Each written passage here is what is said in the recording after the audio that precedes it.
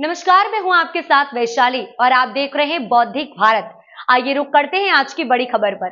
नमस्कार, आप देख रहे हैं बौद्धिक भारत और मैं हूं आपके साथ वैशाली। क्या बढ़ेगी सांसद ज्ञानेश्वर पाटिल की मुश्किलें? बड़वाह में लोकसभा निर्वाचन को लेकर कांग्रेस प्रत्याशी द्वारा आरोप लगाया है कि भाजपा उम्मीदवार के शपथ पत्र में बैंक के डिफॉल्टर होने की जानकारी छुपाई गई थी। इस संबंध में जबलपुर हाईकोर्ट में याचिका दायर करने के बाद न्यायालय ने इस मामले में ऑपरेटिव बैंक के चीफ एग्जीक्यूटिव को ओरिजिनल दस्तावेजों की प्रमाणित प्रतिलिपि मांगी है। इसके लिए 8 नवंबर को मामले की अगली सुनवाई में सभी दस्तावेजों के साथ बैंक चीफ एग्जीक्यूटिव द्वारा कोर्ट के समक्ष प्रस्तुत किया जाने हेतु निर्देशित किया गया। इस संबंध में कांग्रेस प्रत्याशी ने पत्रकार वार्ता आयोजित कर मीडिया के समक्ष कांग्रेस के प्रत्याशी रहे नरेंद्र पटेल ने बताया कि निर्वाचन के दौरान भाजपा उम्मीदवार ज्ञानेश्वर पाटिल द्वारा दिए गए शपथ पत्र में उनके द्वारा सिटीजन को ऑपरेटिव बैंक के डिफॉल्टर होने की जानकारी छुपाई गई थी।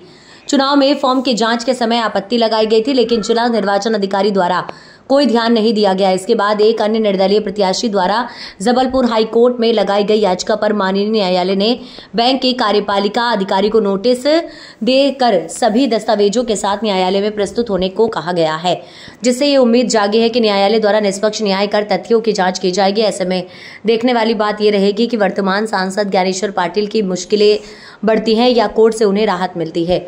रिपोर्ट दिलीप बिरला, बौद्धिक भारत, बड़वाह। क्या लोकसभा निर्वाचन को लेकर आपके द्वारा याचिका लगाई गई थी? क्या उस याचिका में अगली तारीख उसका क्या आगे डिस्कस निकला जो न्यायालय ने दिया है? अभी जो 2024 में लोकसभा के चुनाव हुए थे, मैं उसमें कांग्रेस पार्टी की ओर से प्रत्याशी था और भारतीय जनता पार्टी की ओर से ज्ञानेश्वर जी पाटिल थे। तो इन्होंने जब लोकसभा का प्रत्याशी कोई भी बनता है तो एक शपथ पत्र दिया जाता है, उसमें हमारी प्रॉपर्टी का और हमारा जो भी देन लेन रहता है वो उसमें शपथ पत्र में हमको दर्शाना पड़ता है।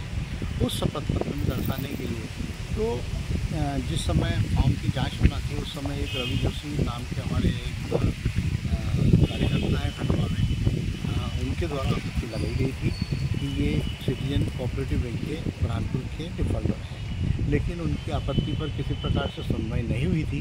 तो फिर 19 जुलाई को मैंने एक जबलपुर हाई कोर्ट में पिटीशन लगाई और उस पिटीशन को सुनवाई हुई।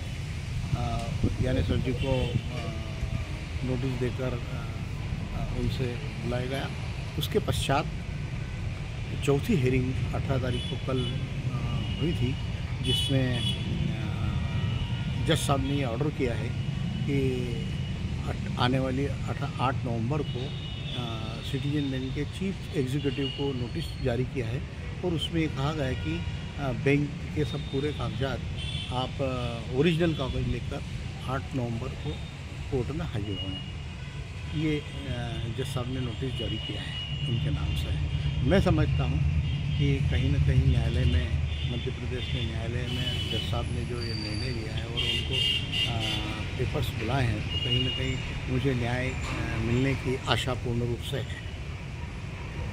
अब तक के लिए बस इतना ही, फिर होगी आपसे मुलाकात ऐसे एक और बड़ी खबर के साथ। तब तक के लिए नमस्कार। देखते रहिए बौद्धिक भारत। ऐसे ही लेटेस्ट अपडेट्स के लिए हमारे चैनल को सब्सक्राइब करें और तुरंत नोटिफिकेशन पाने के लिए बेल आइकन प्रेस करना ना भूलें।